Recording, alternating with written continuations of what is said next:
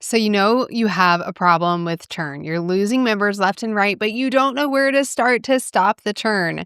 Well, I'm going to tell you in this brief highlight episode where I'm taking a clip from my conversation with my friend Melinda Cohan when she asked me, "What do you do if you want to increase retention? Where should you start?" I'm going to cover that in this episode. Now, if a coach is just starting out or they're trying to grow to that next level, wherever they are in their business, and they want to focus on retention, they're like, okay, that makes sense to me. Let's do this.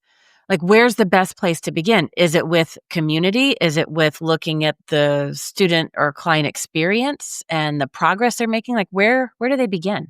The first thing I would want them to do is to identify their best client.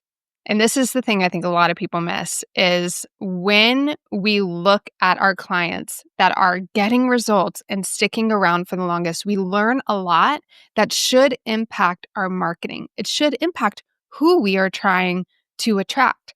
And I know a lot of coaches struggle with niching down, right? They want to serve everybody. But chances are that there are some clients of yours that just seem to get more results and seem to stick with you for longer, and you seem to enjoy working with better. So those are the clients that you want to start trying to attract because then naturally you're attracting people that are going to stick around longer. And then when we're talking about the actual member journey part, 100% want to start with onboarding. Onboarding is what is going to set a client up for success. This is where you really make sure that you're clear on your culture that you have within your coaching, your systems and processes, the identity that you're helping them form. All of that starts being sold to them, if you will, in the onboarding. I always say, like, you never stop selling. And it's because selling is simply getting people to buy into a belief or an action. And so when we start onboarding, it's not just like, here's where you're going to find your replays, here's where you're going to find your Zoom link or your files. Yes, those things are important. But more importantly, we're setting the stage for success for them. We're setting the stage for them to adopt a new identity, to fall in line with the culture that you've created and with the system that you created inside of your coaching system. Even if you're doing just private coaching, you should still have a system to onboard people, a system to check in, a system to retain and renew. Yeah, one of the things that I have talked about for years, there's a difference between housekeeping and onboarding. In fact, just yesterday within our own team, we are doing an audit of, we're going to be in an audit of all of our programs and auditing the onboarding process because what I'm noticing is there's some places where we're even slipping into just housekeeping. And it's like, no, housekeeping, yes, those are those necessary things. Like, here's your login, here's the agreement, here's the schedule. Like, that's important. But onboarding goes beyond that. I want to talk about that for a second because I think this point of transition is where it can be a game changer. And then the rest of it doesn't have to be so hard. So the onboarding for us, when we share onboarding messages, usually they're emails, automated emails. So it's a simple process where it's not heavily involved with a lot of people making calls. So it's really doable. We can onboard a lot of people at the same time in a group. And with that, one of the things that we're teaching them is what does it mean to show up in this community? And what can you expect from our community? What's it going to be like here? We also reveal the two big challenges that we know, like the pitfalls that we see ahead that so many people encounter if they're not careful.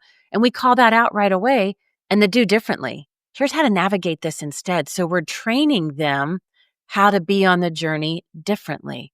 We're giving them examples of our graduates who have come before them in those moments where we know they might start doubting themselves or the work might start feeling harder than they want and they're getting out of their comfort zone. It's like, here's an example. Here's Susie. Here's what she did when she hit this spot. Look what happened. And here's Tom and here's what he did. And so it's helping them, like if you could hold their hand through the messages in those first hours, days, and weeks to bridge that gap. That's when Shana's talking about onboarding, listeners. That's what we're talking about. That's the degree that we need to be rolling out the red carpet for our clients, no matter if it's a DIY program, if it's a membership, if it's a high-level mastermind. It doesn't matter the type of offer that they're investing in. The onboarding is crucial. Anything else you want to say about that? Yeah, I try to really simplify it for people and think about the outcome of our onboarding. So for me, when somebody completes our onboarding, we want them to be believing three things. And the first thing is, I'm in the right place, right? And this is to help overcome that buyer's remorse. All of the things that you said to get them to buy into your coaching or your program, you need to repeat to them. You're speaking to problem solution again. You're reminding them that this is the right program for them. And the next step is to make sure that they believe this is possible for me.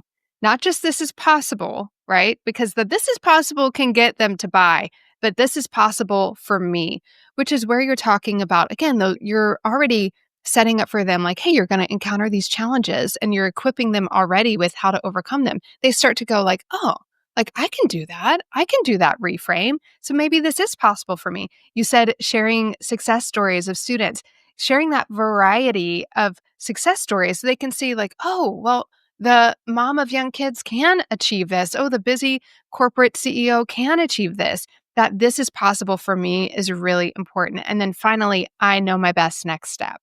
I know my best next step. And this is where I use that belief to really help business owners tone back their onboarding because often we think we have to explain every aspect of our program, give them every link to every resource that we have available, when really our goal is just to help identify their best next step so that they know after onboarding, what do I do from here? And that's part of that progress journey, always making sure that they know their best next step.